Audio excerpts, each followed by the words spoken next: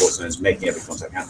So you don't get 15 organisations that come into one person. So you then only get one, and that one can then make all the difference to all the others as well.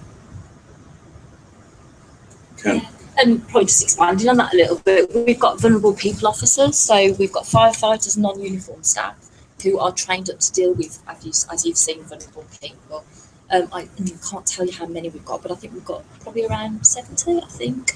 And as Mark said, they engage with people from the housing, people from social care, people from age concern, depending on the vulnerable person's needs, to either go in by themselves or with someone from another agency. And we pick up these vulnerable people through things like home safety checks, where they've got other needs that we need to focus on, or through referrals from other agencies, as Mark said.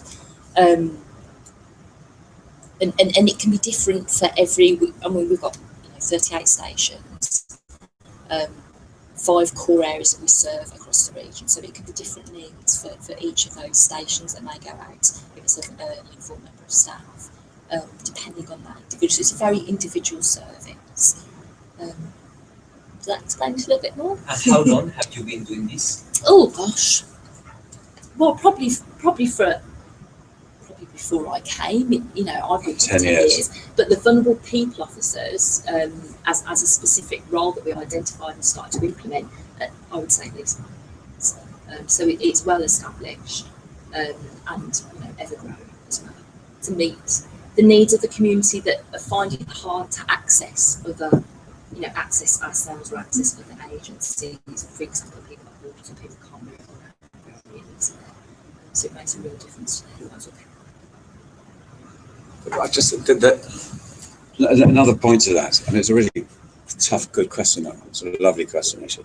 On that day that I talked about in November when we held this event, we had a couple of people. We had 3 people three uniformed operational personnel who stood up and gave an example of what they had encountered, real life case studies. And one of them I remember in particular.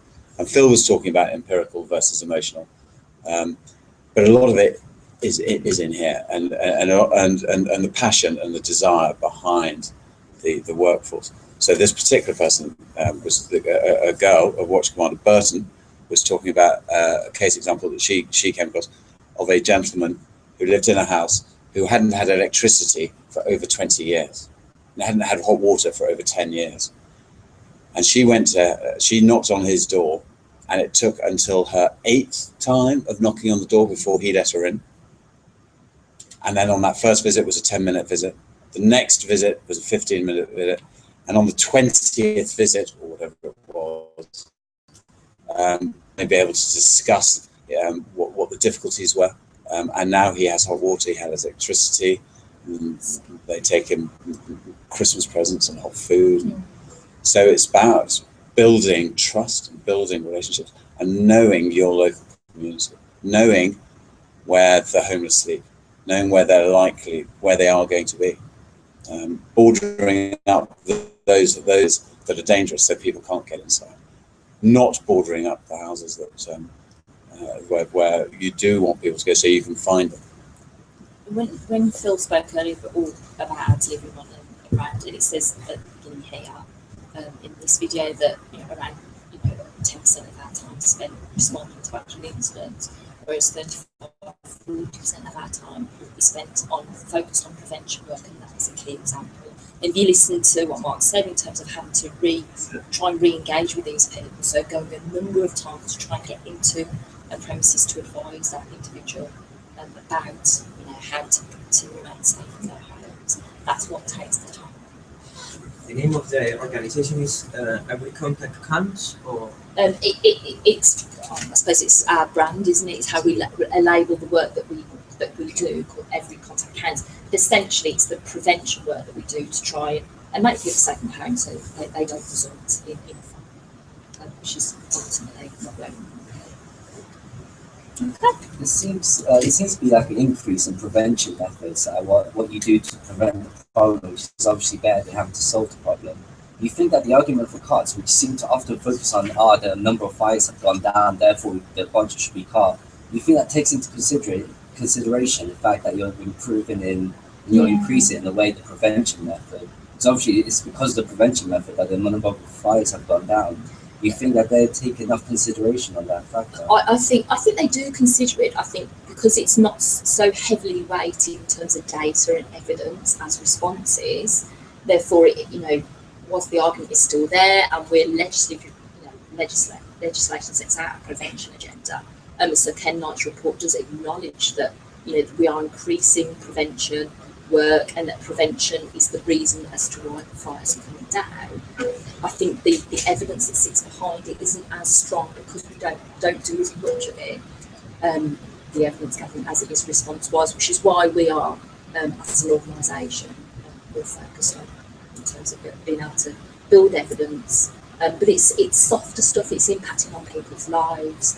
So, it is harder to measure, with hard data, because it's not just data, it is about behaviours, it's about changing people's approaches. Can I ask a question of you? Phil mentioned earlier on that he said that typically 10%, and then he reduced that down to 3 to 5% of firefighters' time is actually dealing with incidents.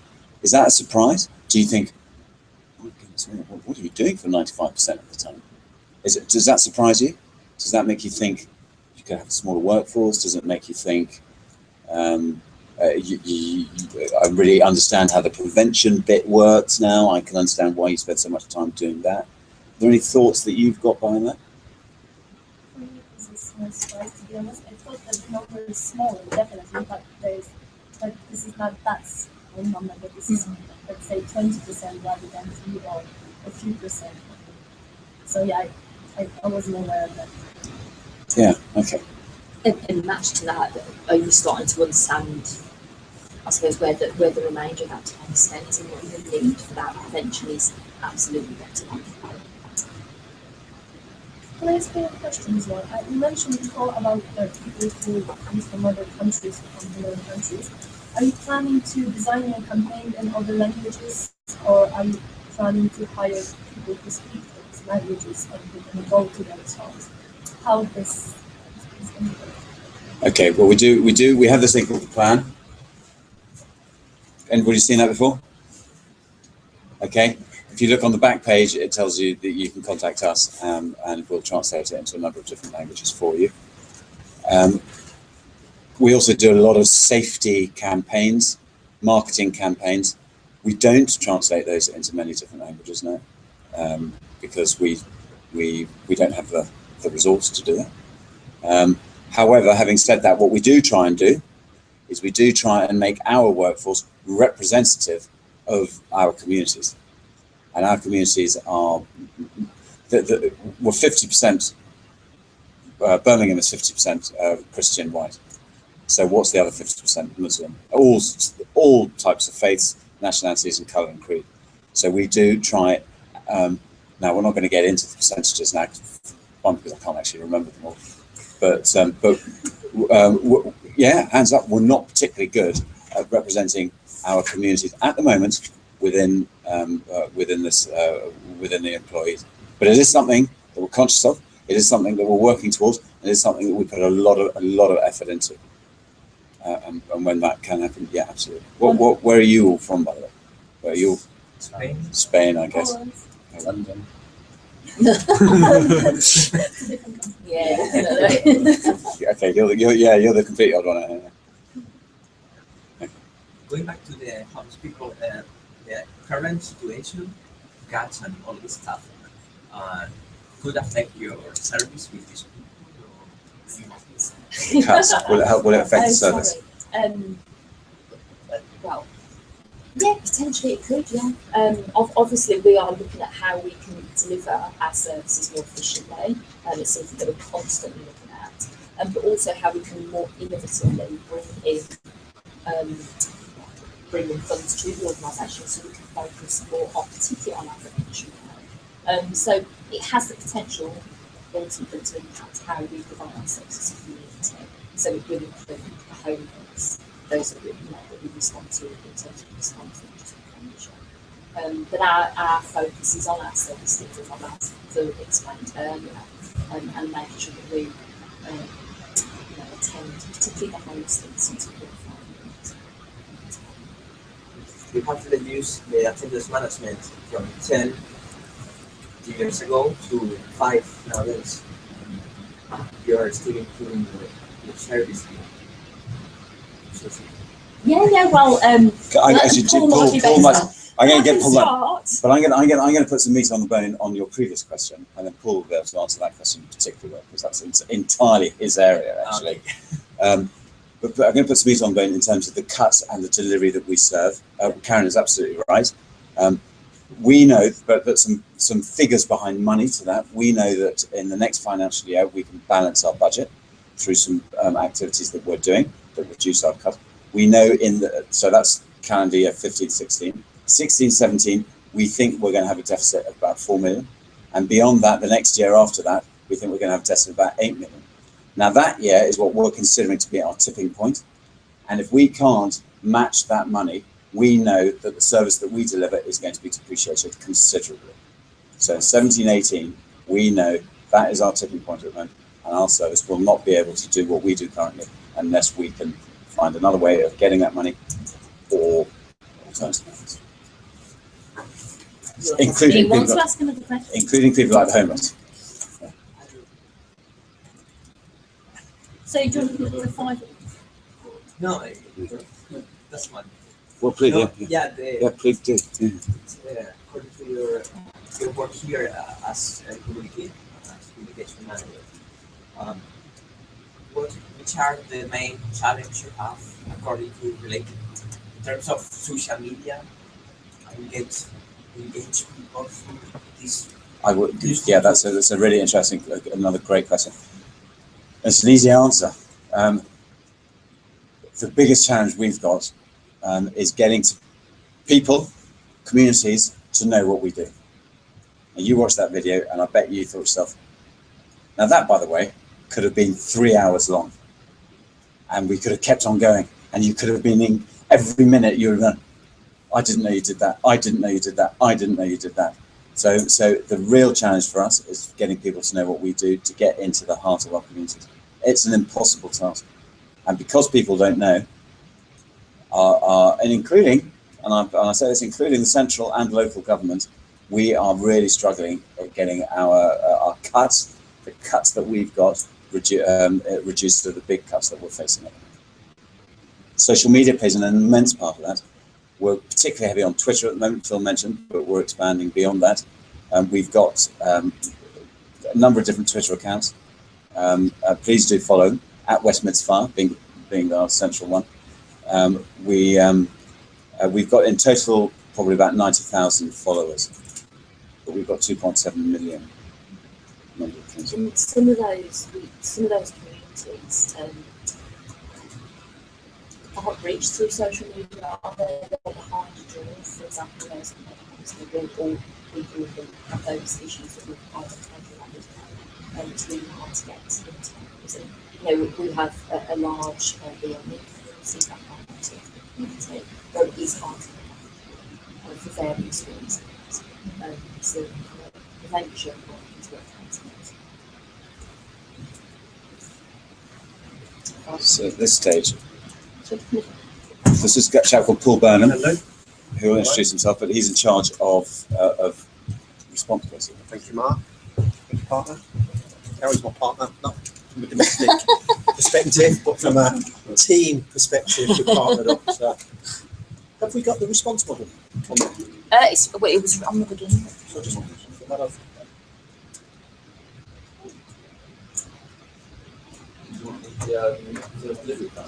Yeah. Yeah.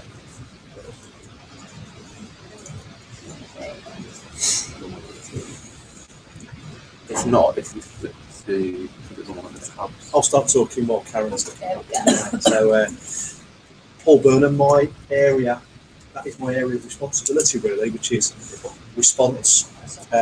What do we term response or service delivery, as you'll hear it turned to?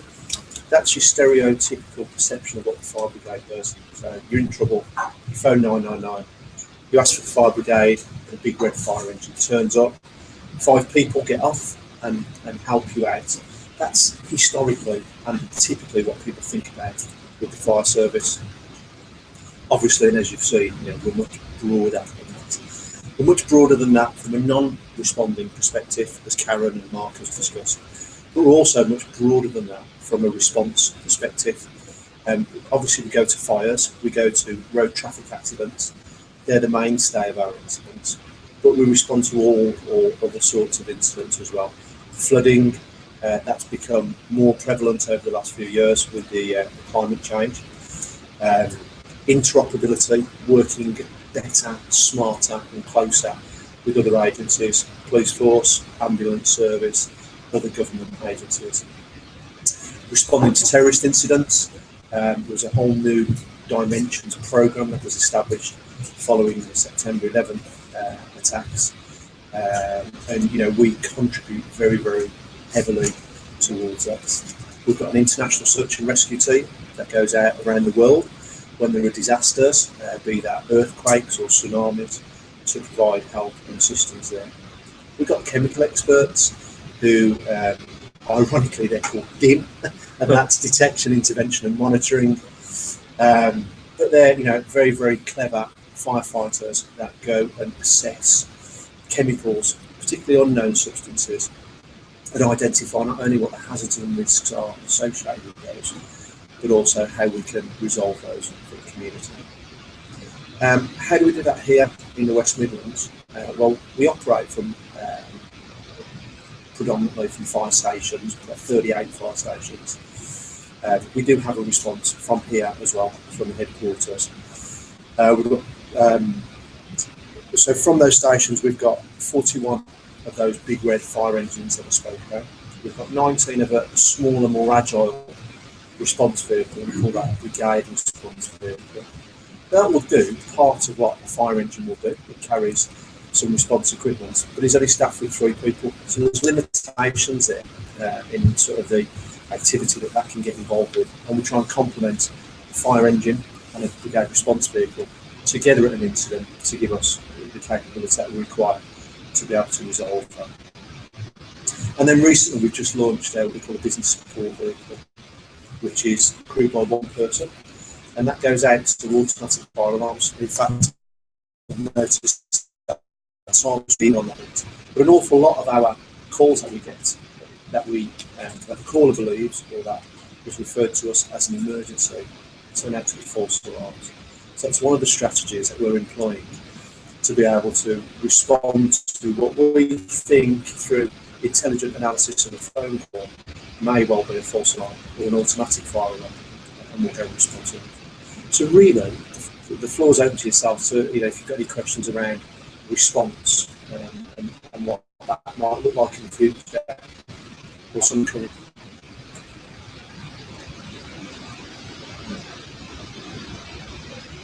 How exactly do false alarms help with prevention? Help with prevention, yes. Well, false alarms,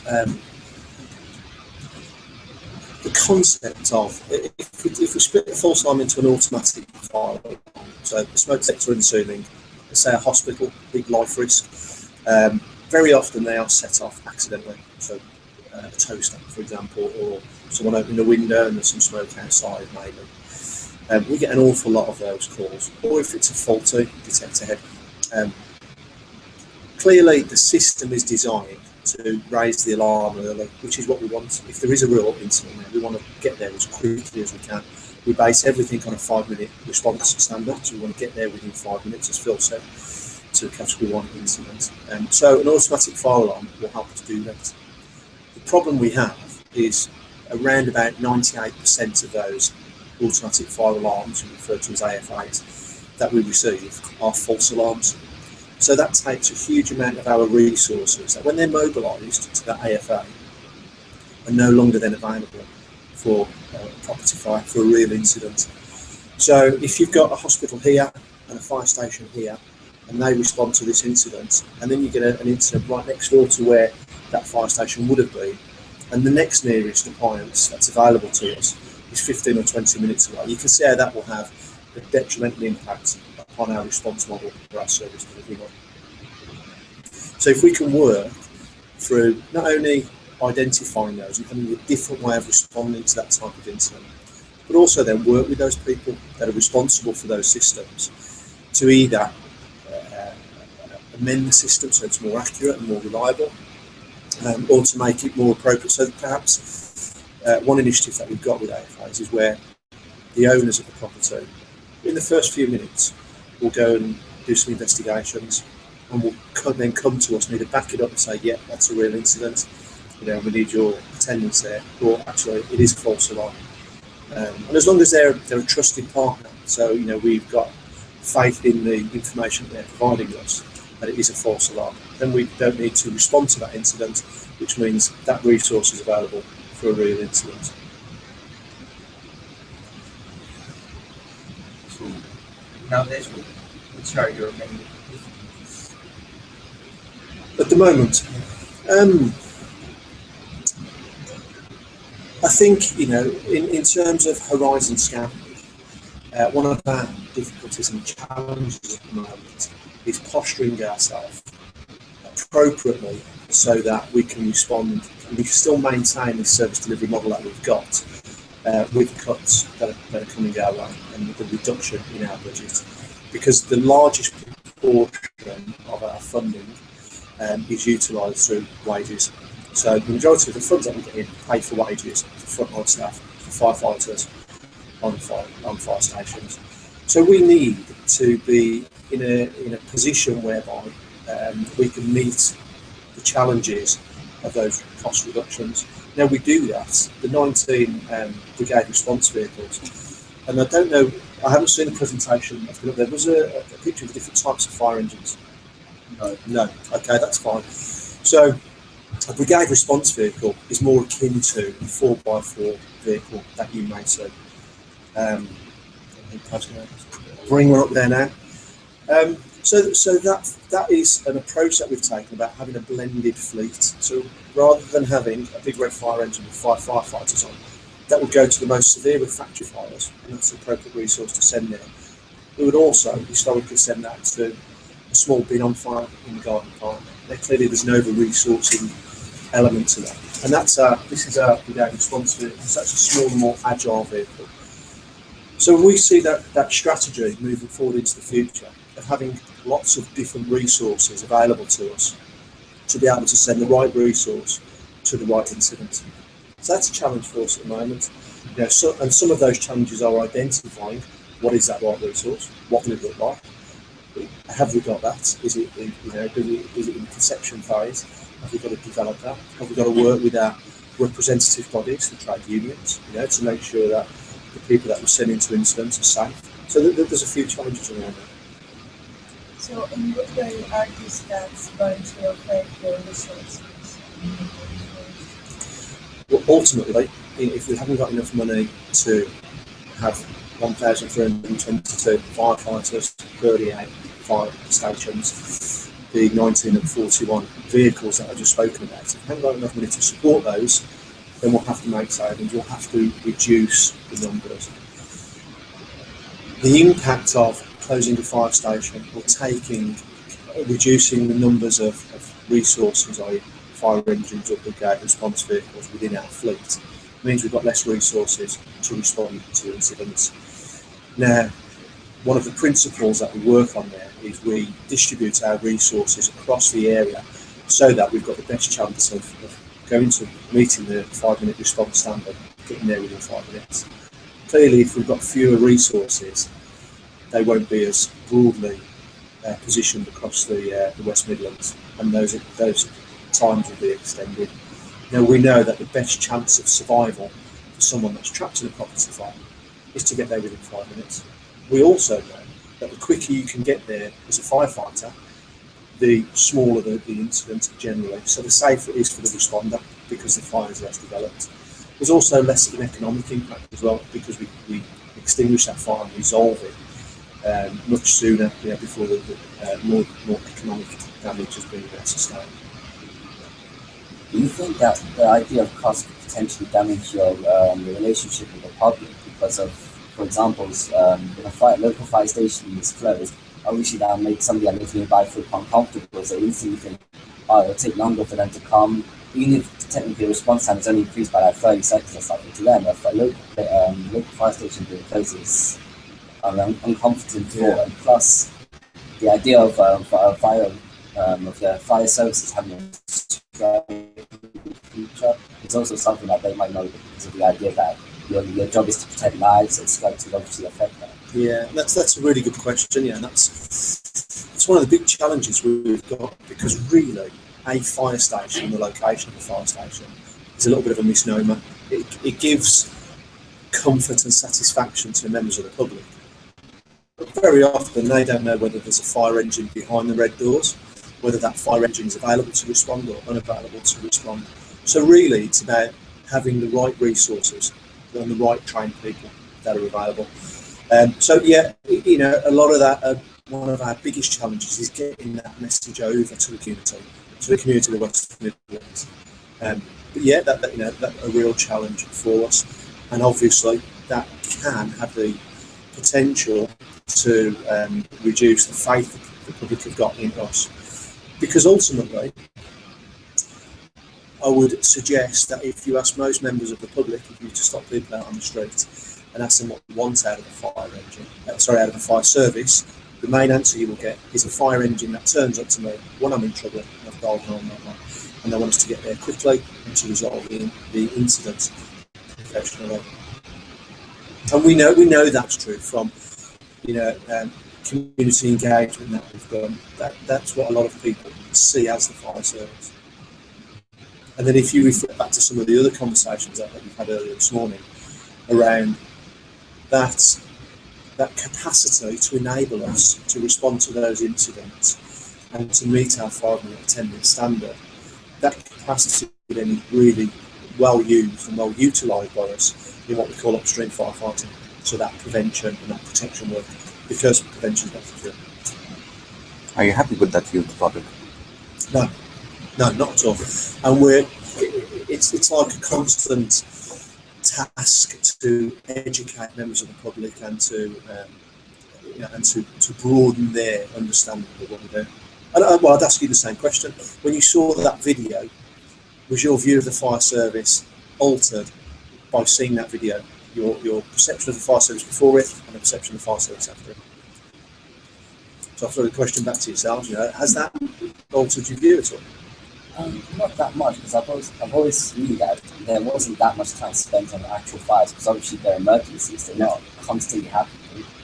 But at the same time, I would say that there has been an increase in prevention I wasn't aware of. I always knew that they spent a lot of time with prevention, but not as much as the video would suggested. Yeah. We also spend a lot of time training, so that when we do go to the incident, we've got the best possibly trained firefighters that can deal with that incident.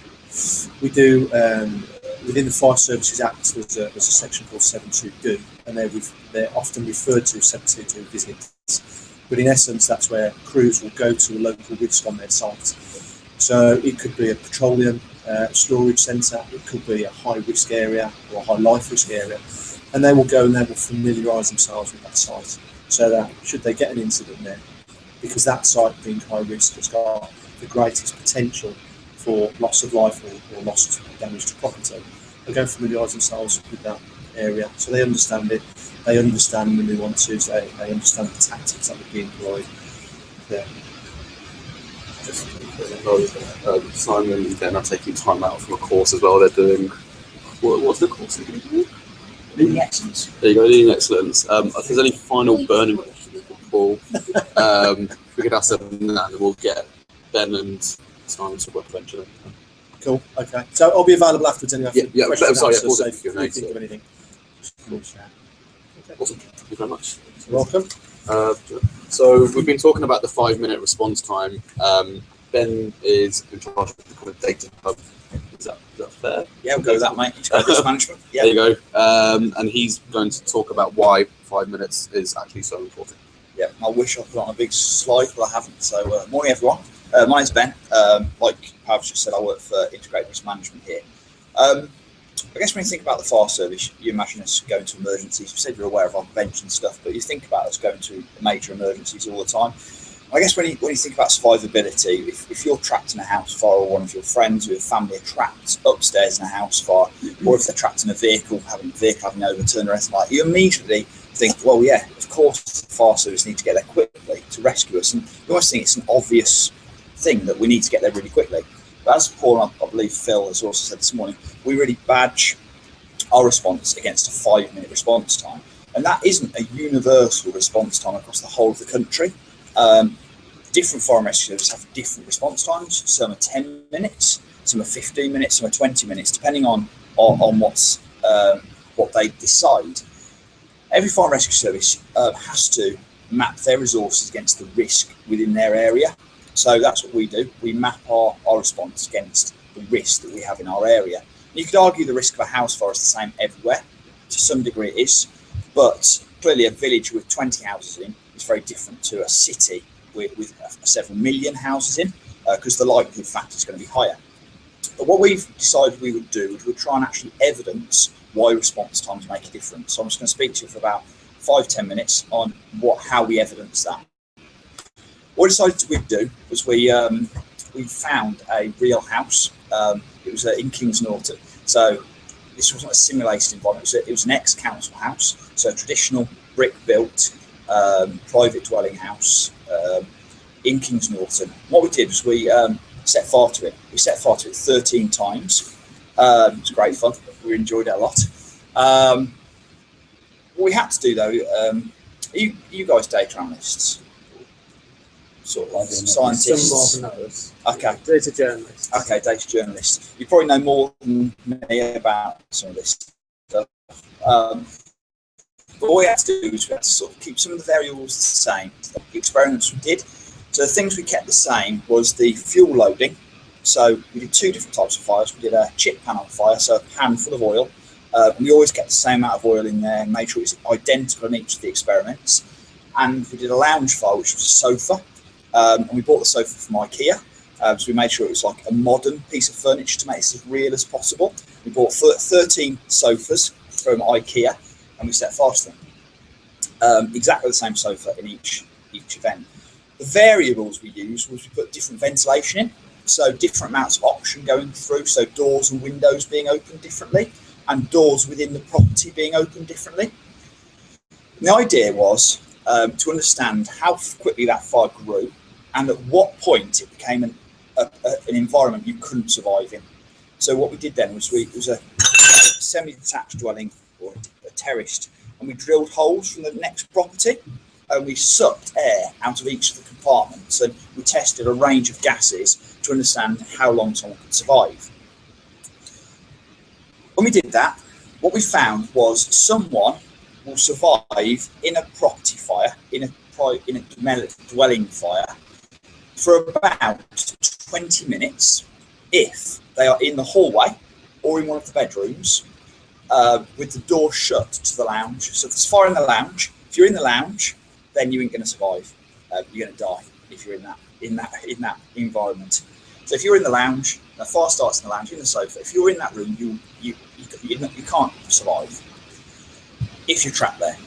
If you shut the door to the lounge and you're in one of the bedrooms and you've got a smoke alarm, then you can survive in that environment for about 20 minutes. So I can see you saying, well, we've got a 5-minute response time, and yet they can survive for 20 minutes. Why don't you have a 20-minute response time? Why don't you do that? Well, the 5 minutes that we talk about is only from when we mobilise the fire engine through to when they get there. It's our dispatch time. That's what that time is talking about. So what we've done is we've done some experiments with some psychologists from Coventry University as well to look at human behaviour. And what we found is that from the fire starting, so the fire alarm in their house actuating is about almost 6 minutes until the fire alarm actuates. It then takes them about 40 seconds in human behaviour to react to that fire alarm going off. It then takes them about 30 seconds to get through to the BT exchange when they're calling 999. The call then takes about 1 minute 40 to happen, and then the bell goes down on station, and that's when the 5 minutes starts ticking. So it then takes us about 5 minutes to get there. And when we get there, it takes us about 1.5 minutes to get a system of work in place to rescue them, and another 3 minutes to rescue them. So when you add all of this up, it takes us about 19 minutes, 22 seconds from the point of the fire starting through to us actually being able to rescue that person from an upstairs bedroom. So you look at all of that, and on a 5-minute response time, so that's the part we can influence, against survivability of that 20 minutes, we've got a variance of about 38 seconds to save someone. If you go past that, survivability is compromised within the hallway and the bedroom. So that's what we did through the experiments. I'm very aware there are loads of variables. Fires, they're not all sofa fires. You can have different types of fires, and fire grows at different rates, but we had to use a controlled experiment to do this. And it's interesting because if you actually look at fire deaths, most fire deaths occur because of a lounge fire. So the experiment we did was around the fact that most of the fires where people are injured or die occurs in a fire involving the lounge. There are much more fires involving kitchens, but people generally don't die in a kitchen fire. It tends to be a lounge fire that people actually die in. So from this, basically what we found was the 5 minutes in that big run of times from the fire starting, our 5-minute slot is what we can influence. We can really make a difference on that 5 minutes. We can reduce that. The other times we've got less of an influence on. That 5 minutes is critical. So we're 38 seconds slower, then we may not rescue people before it's too late. It also told us though that prevention and protection are key. Because if they haven't got a closed door, and if they haven't got a smoke alarm, so prevention is the closed door, protection is the fire alarm. If they haven't got those two things in place, then they don't survive either. Because the door's open, the survivability is compromised a lot sooner because the smoke just goes straight out the fire compartment, through the doorway and straight up very, very quickly. So from this, it sort of told us that 5 minutes is critical for us as a fire and rescue service, for our dispatch and mobilisation, and getting there and putting a safe and assertive system of work in place. Also, that prevention and protection are key. And you have to have all three working together in order to save people when these dreadful things do happen. If cuts do occur, which sector do you think will suffer most between prevention, protection, and reacting to it? That's a great question. I think because what we do is we map our resource configuration primarily, initially is the right word, for response. Then we use the capacity we have when we're not responding to be training or to be doing prevention and protection. So I guess I would argue that you can't hit one or the other. As soon as you start reducing that overall resource configuration you've got, you start impacting upon response, prevention and protection. So I don't think you can look at the cuts in silo that it affect this more than that. I think the knock-on is it'll affect all three of those areas. If you can't get there as quickly, survivability is compromised. If you haven't got as many resources, you can't do the same amount of prevention and protection. And they have to work together. It has to be a combined approach for protection, prevention and response to save lives. Just as an aside as well, we've sort of looked at human behaviour and also medical interventions, and we worked with a consultant and they've looked at the fact that for a car crash, if someone's bleeding heavily or got a broken pelvis or broken legs, then 5 minutes is critical as well. So 5 minute delay, they've lost their blood, and that's it really, or opening an airway. So for a car crash, it's similar, response times are critical. And we've also found that we've interviewed a load of fire casualties, and what they've told us is that they trust us because we get there quickly. The people who've had to wait in a fire upstairs while the fire's burning downstairs, they're the people that don't trust us. And if they don't trust us, then we can't do the valuable prevention and protection intervention we do. So our response times are key to people trusting us as well.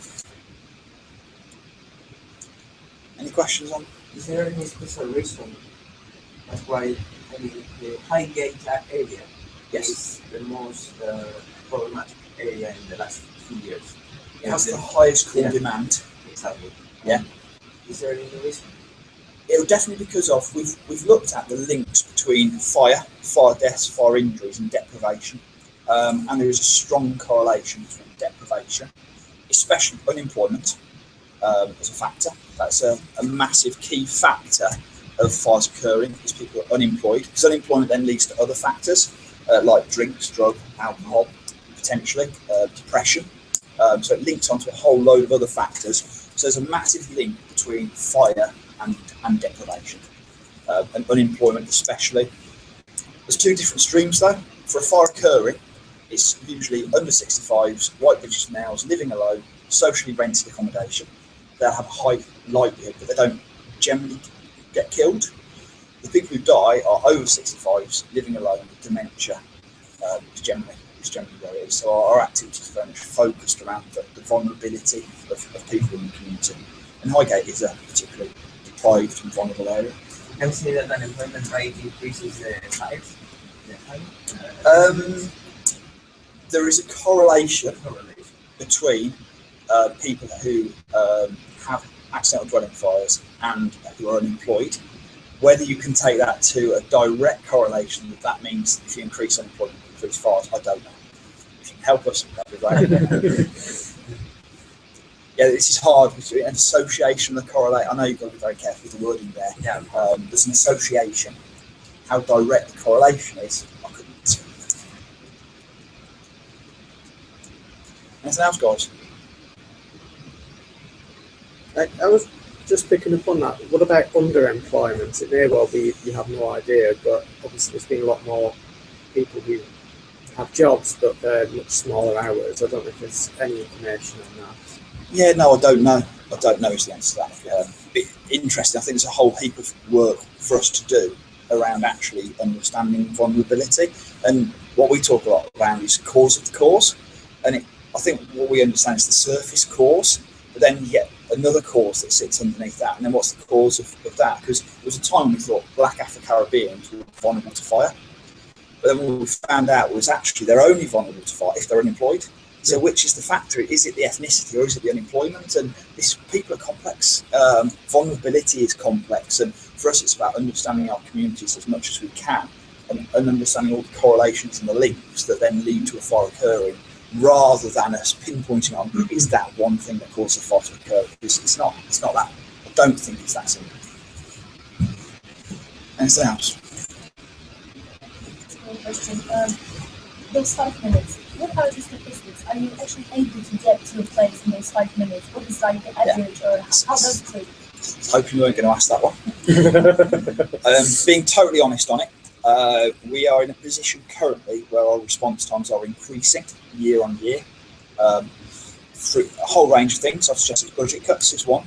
I'll suggest it's culture as well. There's some work for us to do, enabling people to do it. Our current average response time is 5 minutes 26 seconds, and it has been going up rather than going down. So in answer to your question before that you asked Paul, I'd say our key priority at the moment for me is around understanding how we can get that back to 5 minutes, if not under. And that's our biggest challenge, financial constraints. And then also delivering the prevention and protection around that as well. That means that people are protected for longer. That's the other thing. If you can protect them for longer, there's different routes you can take. You can put all your emphasis on responding quickly, or you can say, well, why don't we protect the people a bit more? Sprinklers, things like that. But clearly there isn't a mandate within England for sprinklers to be in dwellings. There is in Wales. But again, you can argue, do you want sprinklers or is a smoke alarm better? A smoke alarm reacts quicker, causes less. So there's lots of arguments. But yeah, we're averaging 5 minutes 26 at the minute. Is that a median or a mean? It's a great question. It is. We have done it, and statistically, we're doing it the wrong way currently. If you did it based on the mean, it would give us 5 minutes. We'd be pretty much dead on 5 minutes. The way we do it is the other ways, which is means that we're on 5 minutes 26. We've debated it and talked about it, and it's how we've historically always done it.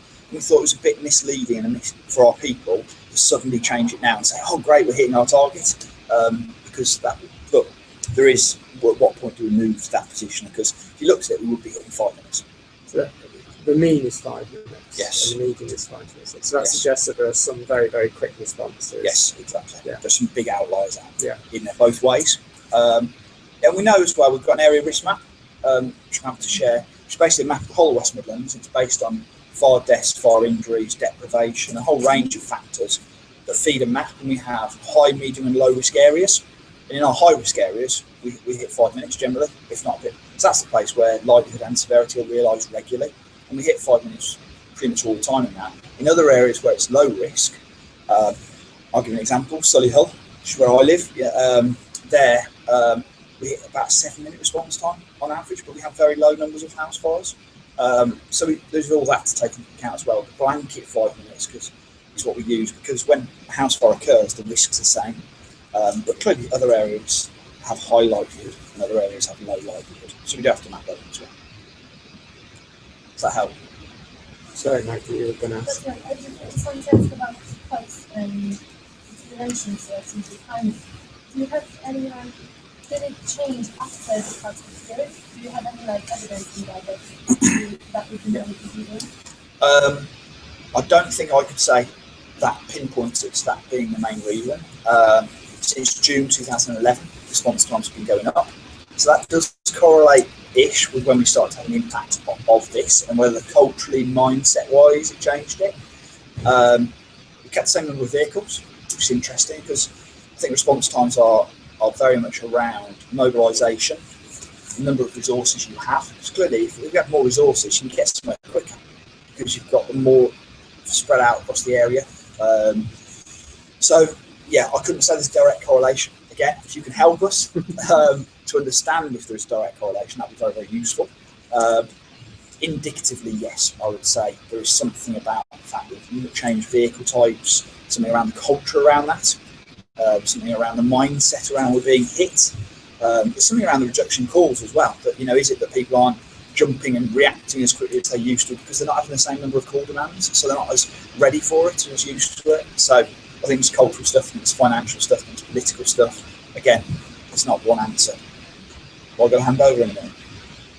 No, you're all right. Okay. Anything else, guys?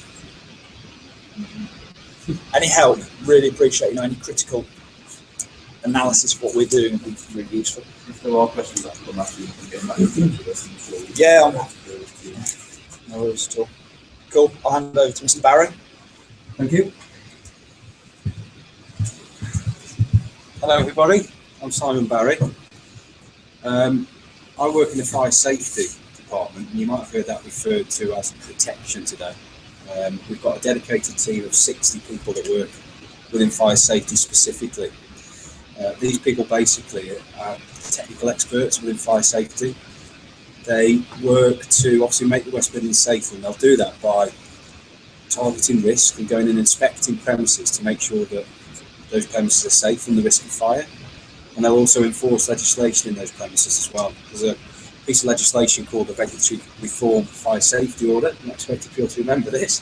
But that legislation outlines the expectations on people that own and operate businesses and commercial premises, basically non-domestic premises, to make sure that people that use those buildings aren't put at risk.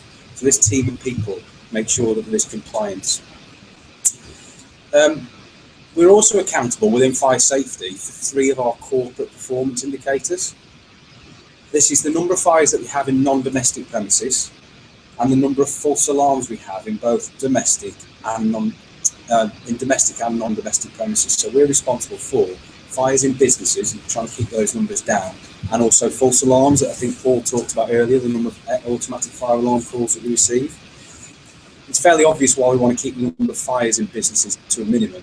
But also the impact of automatic fire alarms is also important for us to consider, because obviously every time we're responding to an automatic fire alarm, that's putting demand on our frontline resources, and that impacts on the ability to achieve the 5-minute attendance standard. So reducing the number of false alarms and the amount of waste calls that we get, if you want to describe them like that, is also really important to us.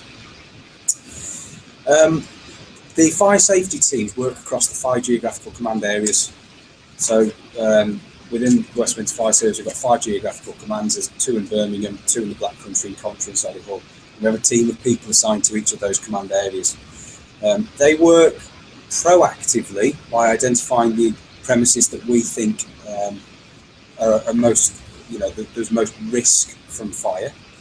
We base that assessment of risk on historical data where fires have occurred in the past, and also the type of processes and the type of activities that take place in those buildings. So, for example, if there's sleeping risk in those premises, for example, we will proactively target the businesses where we think we can have most impact.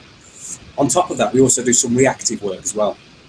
So if a member of the public or an operational fire officer identifies a problem with a building, they can refer that to us, and we will then react and go out and visit that building and see if there are any concerns. We also go to visit premises after there's been a fire. So if there's been a fire, we obviously want to go and see whether there was anything about that we felt was a failing on behalf of the management of that organisation, so we can learn from that for the future. Fire safety also, you see all the work we do within the fire safety team. They're also a statutory consultee for building and planning regulations. So before anybody out there can make a substantive change to a building, like the use of the building or design or extending it, whatever it might be, or before anybody can actually build a building initially, we'll be consulted from the point of view of fire safety. So is that building design or structure going to put people at risk? And also, is it effective from an operational perspective? So can we get a fire engine there? You know, if we're proposing a building, there's no fire engine access and there's no water supply, we're not going to be able to deal with the emergency very successfully. So we're also consulting on that sort of thing. And we also license petrol and explosives and fireworks as well. So we actually say that the processes of businesses following in terms of storage of fireworks, for example, is up to standard. So that's some of the work that we do. What I'd like to talk about today specifically is around the last 3 years within fire safety and the activity we've completed. So the years 2011 to 2012 up until 2013-14.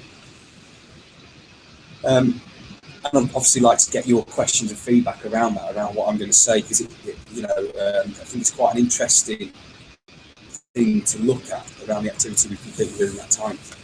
During that time, the cost of the fire safety function to the organisations has reduced from £4.3 million down to about £3.5 million. So that's been seen about a 10% reduction in our workforce. There's 60 people now in the team, and there was sort of 66 people within that team. So we have seen some reduction in the numbers of people that are attributed to doing that work on a daily basis. But even with that reduction in the size and number of people within the team, we have actually seen our activity levels increase. And this is because we've been able to realise some efficiency savings. So through using technology, through streamlining administration processes, through different structures. Although we've seen a reduction in the numbers of staff, we have actually seen our activities increase.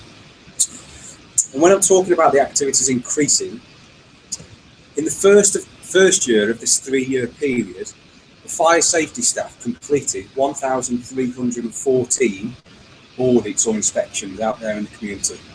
So they went out 1,314 times to see if there was any safety concerns or any non-compliance within organisations. By the time we got to year 3, so last year, we'd actually completed 2,168 inspections. So, significant increase. When we go out and do an inspection, the outcome will either be satisfactory, there's nothing else for us to think about, or we can take some informal action. So we'll give some advice, some goodwill advice, and point some things that they might really do to improve from where they currently are. Or we have also got the opportunity to take more formal action, and that can ultimately lead to a prosecution of the business owner. We only prosecute in the most serious of cases where there's a real imminent risk of serious injury or death from something that's going on within that building. But they are the range of options that we've got. So thinking about that increase in activity up until year 3, the 2,168 inspections that we carried out, we did also see during that time a rise in the number of satisfactory inspections. So that's something for us to think about for the future, I think, because if we're seeing more premises, but actually a large proportion of them are actually satisfactory, my question is, and I guess yours possibly would be, is that an effective use of our resources? Because we want to be going into those premises, from my perspective, where we are actually finding things that people can improve, because that means we are, actually making a difference out there. If we're going to a premises and the outcome is satisfactory after we've left, it's almost like how much value was there when it's going. So targeting risk more effectively is something we're really interested in. But what I can say also during that 3-year period is that we did also see and observe a 50% increase. So from 530 to 966, so an almost 50% increase in the number of informal notifications, the number of informal action that was taken during that time. along with an increasing number of prosecutions. And as I said, those prosecutions are the sort of last resort for us when we think there's a real serious risk to people. So we've seen an increase in the number of inspections, an increase in satisfactory outcomes, but also an almost 50% increase in the number of informal notifications that we've given to the business owners. The work carried out, I mentioned earlier on that we also have the planning team and the licensing team that deal with the sort of statutory consultee side of things. During that 3-year period, their activity remained largely the same. And I think we can put that down to the fact that actually a lot of their work can be classed almost as reactive because they are responding to applications for building work or, it's not necessarily stuff that's within their control. They don't proactively generate work. So they remain broadly the same. So what was happening to fires in commercial premises at this time? Well, interestingly, in line with our increase in informal notifications, we also saw over that 3-year period a significant reduction in the number of fires that business premises experienced in the West Midlands. Now, I know you'll challenge me and say whether I can actually claim that that is a direct correlation to the work that we were doing, but just for information there, the number of fires within business premises reduced from 912 to 688 during the same period, so a 27% reduction in the number of fires that were occurring in that type of premises that we're directly concerned with in terms of our fire safety work. In addition, the number of injuries that occurred reduced from 55 in year 1, the 3-year data set that we're looking at, down to 6. So another huge reduction there as well. So, from my perspective, and I do understand there are a lot of other factors here for us to consider. We can't directly claim that our fire safety activity has absolutely made that happen, but I would like to think it's a key contributory factor to the reduction that we've seen. And there is a correlation with the number of fires that occur, the severity of fires that occur, and the injuries that occur from those fires between the work that fire safety do and the proactive nature of their auditing based upon risk, and then the number of fires that take place in the West Midlands region. And obviously, the assumption from that could be that if we took our focus off this critical area of our service delivery model, the protection side of our service delivery model, we could potentially see an increase in the number of fires that we have in the West Midlands, an increase in the number of injuries, and obviously an increase in the economic burden that means for businesses out there within the region. So, it's just a snapshot there of the amount of work that we're doing linked to the number of fires that we've experienced. To hopefully demonstrate the benefit of the work that we are doing. That's all I want to say really, and just invite over to questions.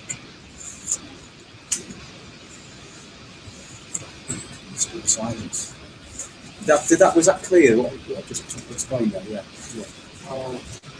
Which are the next? I don't know if in the future we know that there will be some change in the regulation of these locals, these shops. Is there any change in the regulation? In the regulation, in terms of what business owners are expected to do. I'm not aware of any change of the legislation that's forthcoming. The regulation only really came in 2005, 2006, because it used to be a situation where before certain premises could actually operate, we'd go out and give them a fire certificate. We would actually be responsible for visiting that premise and say, almost ticking a checklist and saying, yep, you're up to scratch, you can operate. The legislation changed in 2005, 2006 to reduce the burden on fire rescue services and put more of the burden and responsibility on the business owner. So it's their responsibility to make sure that they're fit for purpose. They've got to complete their risk assessment. We go and sample. We're doing, as I said, in the last year, 2,000 odd inspections.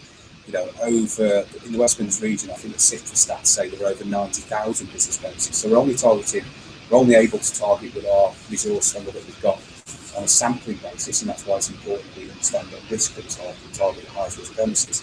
But I don't think there's likely to be any change away from the fact that the burden and responsibility will continue to rest with the people that run those premises, because otherwise the impact on us is just too great. So, which kind of place are more likely to be persecuted for something like this? Is there any specific feature they have? The people that we prosecute. Yeah, it is. Kind of.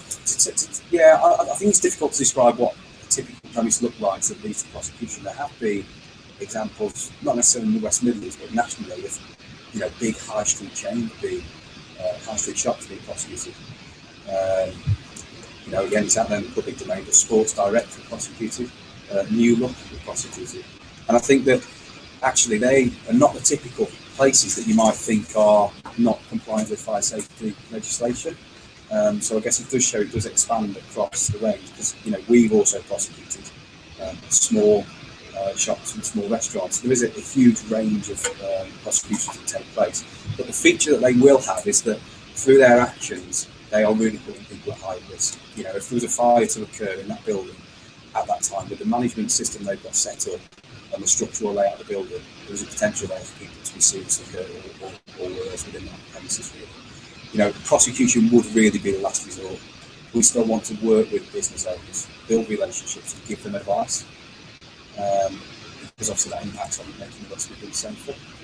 But it's those exceptional cases that we will take the prosecution. You issue some sort of warning before prosecution to give them time to adjust? Generally, yes. If it's felt that the situation is that bad, then we might enforce straight away on it, and that could lead to a prosecution. But generally, it is a stepped approach in most occasions. So you'll go through a series of, we're recommending that you do this, and then we'll revisit them. If they haven't done it, we might go a bit more severe, and then generally, if it's still not compliant, we'll take it to the next step. So generally, just build.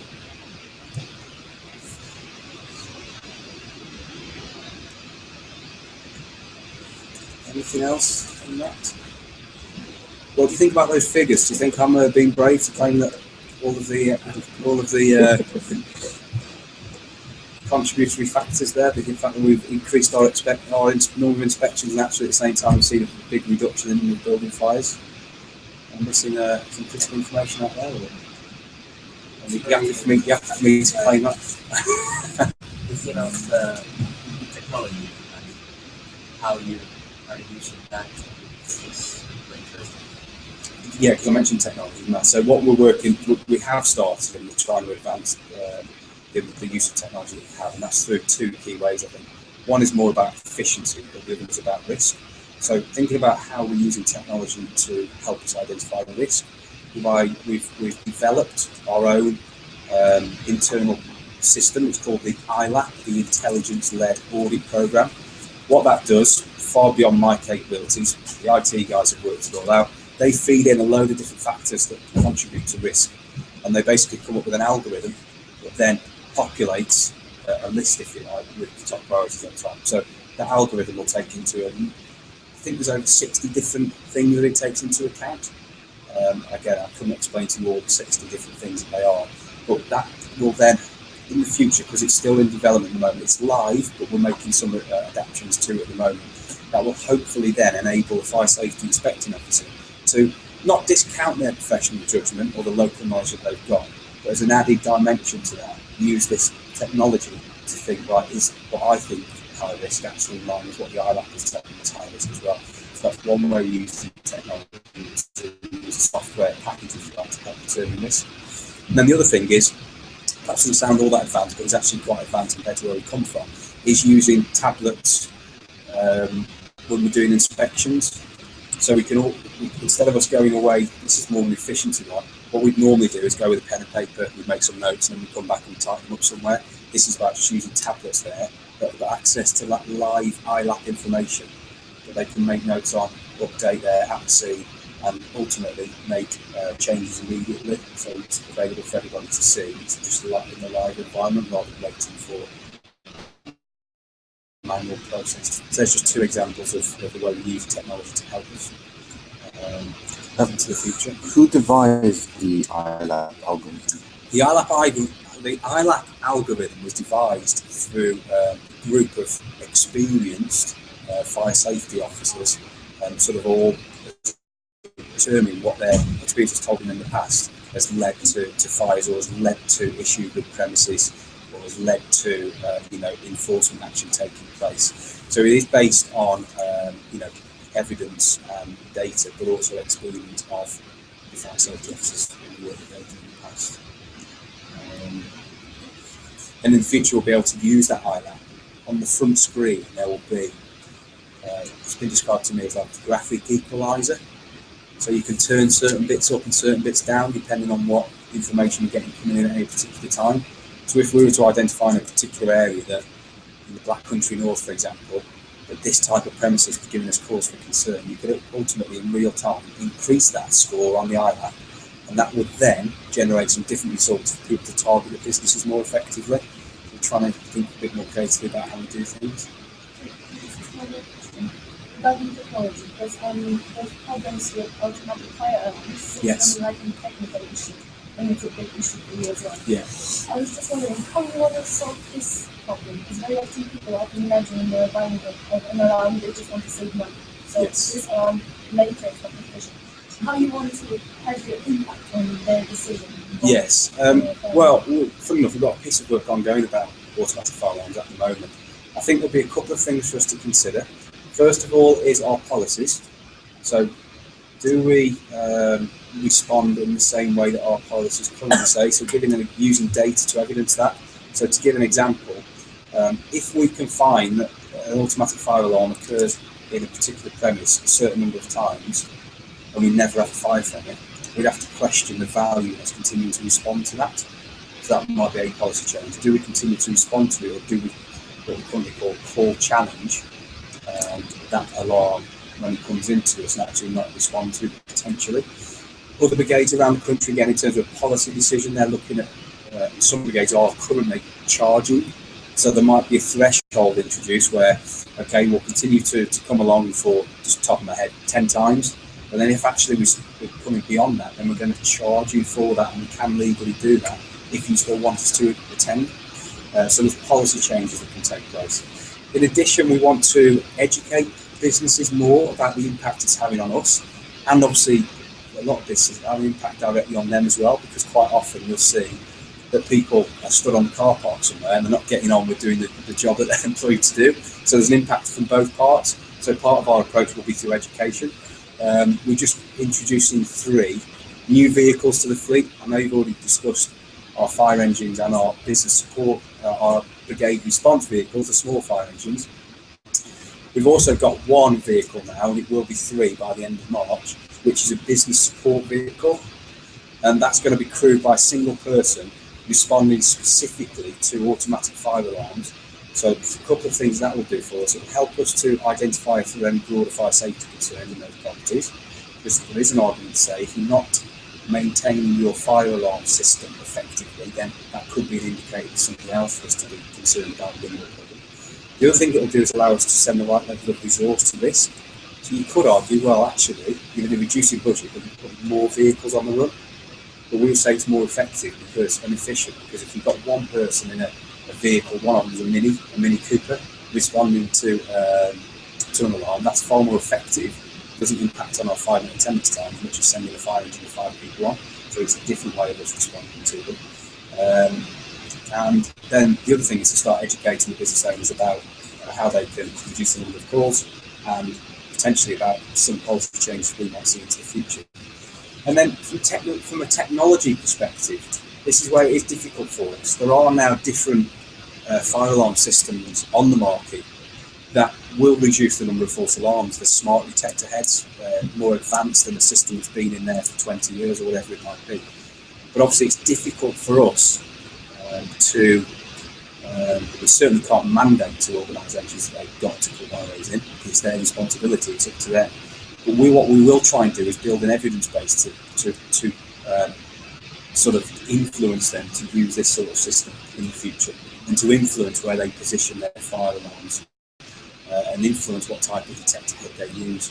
So the technology is out there, but it's difficult for us to do anything than influence people to try and change it with it. And I think the way we can do that is by showing the impact it has on us, and also the impact that number of false alarms is having on them as businesses as well, and the disruption causes. Is there any thought being paid to kind of sensors and the robots sensors, obviously the cost of sensors generally is going down. It's impacting on journalism in terms of journalism being done with sensors. In fact, it's quite an interesting case they've been done around pollution and wearing sensors just to measure pollution in different areas. Is there anything around that in fire? Because I can imagine the obvious applications of there being sensors in businesses that might test and all that, things like that. Yeah, well, I guess the alarm head is a sensor in itself, isn't it? Is that, am I right? Well, I mean one that would be transmitting data constantly rather than just setting off an alarm. Yes, there are those type of detector heads already. Yeah, I don't know again what the cost of those are, but there certainly are those smart detector heads that can analyse the atmosphere and will be more accurate in determining whether actually it is a fire, if it is a product, if it's a product of combustion, or if it's just something else that's occurring. They are out there, yeah, and they're far more advanced than a detector head would have been, 20 odd years ago. But again, it's about how do we encourage businesses to use them, because hopefully, whilst the price of technology does come down, it's still in a difficult economic time for people. It's one of those things that people don't naturally want to spend a lot of money on, not because they don't value the health and safety of their staff, but because they've got all the other competing priorities as well. And actually what they've currently got is probably fit for purpose. So it is a difficult balance. How much it was? Because we don't get involved in installing or maintaining them at all. That will be provided through organisations such as, for example, for ADT or CHUB. They will be there putting that detection in. We don't get involved in that. We are there to make sure that people are complying right and actually fitting those things in there. So I wouldn't know what the cost of them are. But I do know that the argument is there. What I've got is fit for purpose. And I've got thousands of pounds. It's a difficult.